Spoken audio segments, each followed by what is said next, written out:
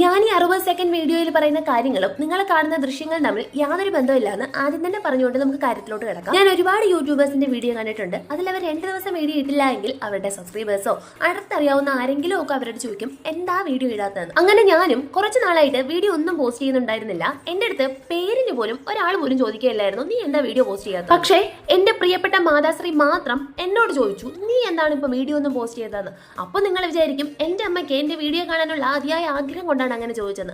അതല്ല സത്യം. അതായത് ഞാനിപ്പോ ഒരു കൊമ്പിലിരിക്കുകയാണെന്ന് വെച്ചോ, അപ്പോൾ എനിക്ക് മറ്റൊരു കൊമ്പ് കാണുമ്പോൾ അതിലോട്ട് എടുത്ത് ചാടാൻ തോന്നും. അങ്ങനെ ഒരു പ്രത്യേകതരം കുത്തഴിഞ്ഞ സ്വഭാവമാണ് എന്റേത്. ഞാൻ എപ്പോഴാ എന്താ ചെയ്യണേന്ന് എനിക്ക് തന്നെ വലിയ പിടിയില്ല. അപ്പോഴാണ് എന്റെ അമ്മയ്ക്ക് വലിയ കാര്യത്തോടെ യൂട്യൂബ് ചാനലും പൂട്ടിക്കെട്ടിയോ എന്നാണ് എന്റെ മാതാശ്രീ ഉദ്ദേശിച്ചത്. ചാനൽ പൂട്ടിക്കെട്ടിയതൊന്നും അല്ല, വീഡിയോ ഇടാത്തതിന്റെ കാരണം 2026 ഐശ്വര്യ തുടങ്ങിയെന്ന് പ്രാർത്ഥിച്ചു തുടങ്ങിയപ്പോൾ പനി, ചുമ, കഫക്കെട്ട് തുടങ്ങിയ കാരണങ്ങൾ കൊണ്ട് തൊണ്ട അടിച്ചു പോയതുകൊണ്ടാണ് ഇതുവരെ വീഡിയോ ഒന്നും ഇടാതിരുന്നത്. വരും ദിവസങ്ങളിൽ മറ്റു വീഡിയോകളായിട്ട് കാണാം. അപ്പോൾ ഒന്ന് ഫോളോടെ ചെയ്തേക്കണേ. ഓക്കെ.